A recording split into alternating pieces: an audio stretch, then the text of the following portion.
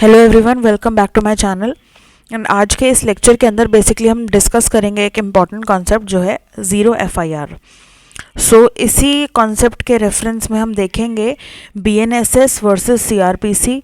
BNSS that is भारतीय नागरिक सुरक्षा अधिनियम, जिसने रिप्लेस किया है सीआरपीसी को, क्रिमिनल प्रोसीजर कोड, जो कि 1973 से चला आ रहा था। लेकिन अब पार्लियामेंट ने बिल एक लेकर आए थे, दोनों हाउसेस में तो वो पास हो ही गया था।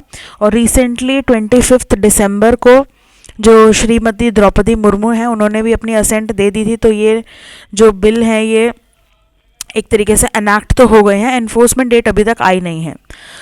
अब हमें ये देखना ही है बेसिकली कंपैरिजन कि दोनों में अब क्या क्या चेंजेस किए हैं बेसिकली पार्लियामेंट ने। तो जो बीएनएसएस है उसमें कुछ चेंजेस हैं, जैसे सेक्शंस को लेके कुछ चेंज है, प्लस कुछ चीज़ें नई ऐड करी हैं, कुछ कॉन्सेप्ट्स नए ऐड करे हैं। जैसे अगर मैं बात करूँ, ज़ीरो एफआईआर का कॉन्सेप्ट जो है वो ऐड कर दिया इन्होंने स्पेसिफिकली।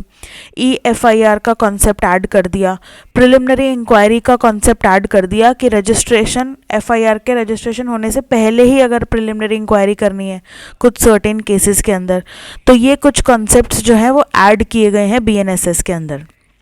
अच्छा, अब हम बात करते हैं ज़ीरो एफआईआर की। तो बेसिकली जो ज़ीरो एफआईआर है वो है क्या?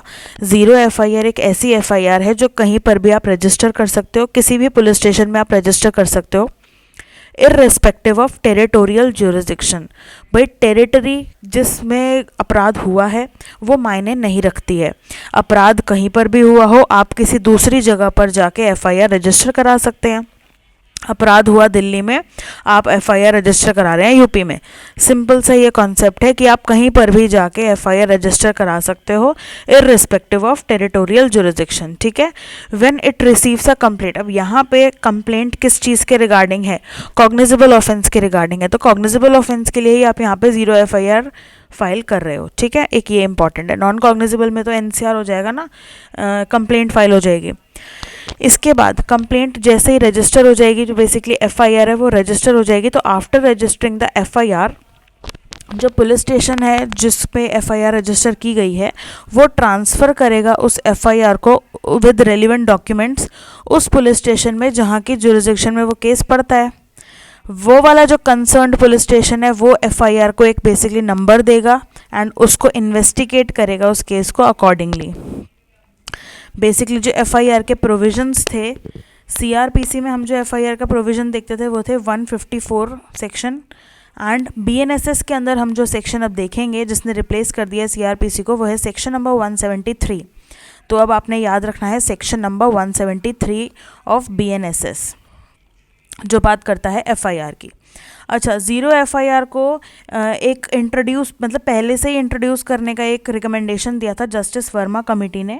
जो निर्भया गैंग रेप का केस हुआ था 2012, उसके बाद जस्टिस वर्मा कमेटी ने उसी टाइम रिकमेंडेशन दे दी थी कि हमें ऐड कर देना चाहिए ये कॉन्सेप्ट को स्पेसिफिकली प्रोविजंस के अंदर, बट स्टिल इसको ऐड नहीं किया गया। बट ऐड नहीं किया गया इसका मतलब ये नहीं है जो ज़ीरो एफआईआर का जो कॉन्सेप्ट है वो हमारे लिए कुछ नया है, कुछ नया नहीं है। ज़ीरो एफआईआर कोई भी न्यू कॉन्सेप्ट नहीं है। तो कई केसेस के अंदर हमने देखा है, जैसे ललिता कुमारी वर्सेस गवर्नमेंट ऑफ यूपी, यहाँ पर सुप्रीम कोर्ट ने बोला कि जो एफआईआर का रजिस्ट्रेशन है वो मैंडेटरी है, जहाँ पर इंफॉर्मेशन डिस्क्लोज करती है कि कोई कॉग्निजेबल ऑफेंस कमिट हुआ है। तो कहीं पर भी विक्टिम या कोई पर्सन जो अवेयर है सोसाइटी को लेकर, वो जाके एफआईआर रजिस्टर करा सकता है किसी भी प्लेस पे। सतविंदर कौर वर्सेस स्टेट, इस केस के अंदर भी कोर्ट ने बोला कि वुमेन के पास राइट है कि वो कंप्लेंट लॉन्च कर सके फ्रॉम एनी प्लेस, किसी भी प्लेस से जहाँ पे इंसिडेंट हुआ है वहाँ से छोड़कर, उस प्लेस को छोड़कर जहाँ पे इंसिडेंट हुआ है उस प्लेस को छोड़कर कहीं और प्लेस पे जो पुलिस स्टेशन है वहाँ पे जाके वो एफआईआर लॉन्च कर सकती है। पूरा अधिकार है वुमेन का। तो यहाँ पे जो ज़ीरो एफआईआर का जो कॉन्सेप्ट है ना, वो स्पेसिफिकली उन केसेस के लिए तो अप्लाई हो ही रहा था जो ऑफेंसेस या जो कॉग्निजेबल ऑफेंसेस वुमेन के अगेंस्ट हैं। तो ये तो हम देख ही रहे थे, अप्लाई हो ही रहे थे।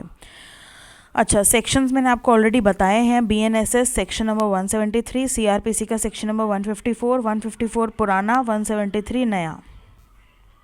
अच्छा, एक चीज़ और, एडवाइजरी भी इशू की गई थी मिनिस्ट्री ऑफ होम अफेयर्स के द्वारा 2015 के अंदर, जिसमें यही बोला था गवर्नमेंट ने कि भाई हम सजेस्ट कर रहे हैं जो भी ऑफेंसेस अगेंस्ट वुमेन हैं उन ऑफेंसेस के लिए यहाँ पर ज़ीरो एफआईआर का कॉन्सेप्ट होना चाहिए। तो यहाँ पर 2015 के अंदर ही ऐसा एक मैंडेट या एक एडवाइजरी आ गई थी। इसके बाद कई सारे केसेस भी हैं।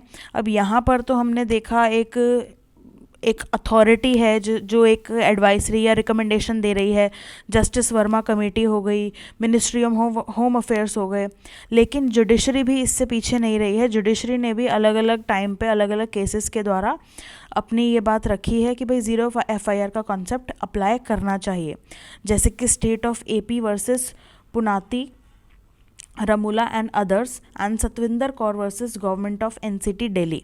बेसिकली इन केसेस के अंदर कोर्ट ने यही बोला है कि जो ज़ीरो एफआईआर का कॉन्सेप्ट है वो इम्पॉर्टेंट है। अगर कोई पर्सन एफआईआर रजिस्टर कराने आता है और उस पुलिस स्टेशन में आता है जिस पुलिस स्टेशन के ज्यूरिसडिक्शन में वो ऑफेंस कमिट नहीं हुआ है, अगर ऐसा है, ऐसी सिचुएशन अराइज होती है, तो किसी भी सूरत में उस कांस्टेबल को हम प्रिवेंट नहीं कर रहे हैं कि भाई आप एफआईआर रजिस्टर ना करें। भाई ये मैंडेटरी है, आपको करना पड़ेगा कि भाई ये ज़ीरो एफआईआर का कॉन्सेप्ट ही ऐसा है, कहीं पर भी आप एफआईआर रजिस्टर करा सकते हो। सो ये था हमारा पूरा कॉन्सेप्ट ज़ीरो एफआईआर का। सो क्या स्पेसिफिकली इंक्लूड कर दिया गया है ये बीएनएसएस के अंदर, तो एक स्पेसिफिकली लाइन एक इंक्लूड कर दी गई है कि जिससे हमें पता चलता है कि ये ज़ीरो एफआईआर है कि इर्रिस्पेक्टिव ऑफ टेरिटोरियल जुरिसडिक्शन अगर कोई कॉग्निजेबल ऑफेंस कमिट हुआ है तो यहाँ पर आप ज़ीरो एफआईआर लॉन्च कर सकते हो। और वो कैसे लॉन्च करें, जैसे कुछ चीज़ें तो बेसिक पुरानी ही हैं, ओरल रिटर्न कैसे भी कर सकते हो, बाकी चीज़ें साइन और ये सारी चीज़ें तो हैं ही। So that's it for now. Next video के अंदर हम देखेंगे सेक्शन नंबर 173 को डिटेल्ड के अंदर, सेक्शन नंबर 173 ऑफ बीएनएसएस, जो कि हम बेयर एक्ट से देखेंगे कि ये प्रोविज़न में बेसिकली और क्या क्या चेंजेस हुए हैं, और इसको थोड़ा बहुत कंपेयर भी देख लेंगे हम सेक्शन नंबर 154 से, 154 of CrPC. So that's it for now. Thank you so much for watching. अगर आपको वीडियो अच्छा लगा हो तो अपने फ्रेंड्स और फैमिली के साथ ज़रूर शेयर कीजिएगा एंड लाइक एंड सब्सक्राइब भी ज़रूर कर दीजिएगा। And see you in my next video.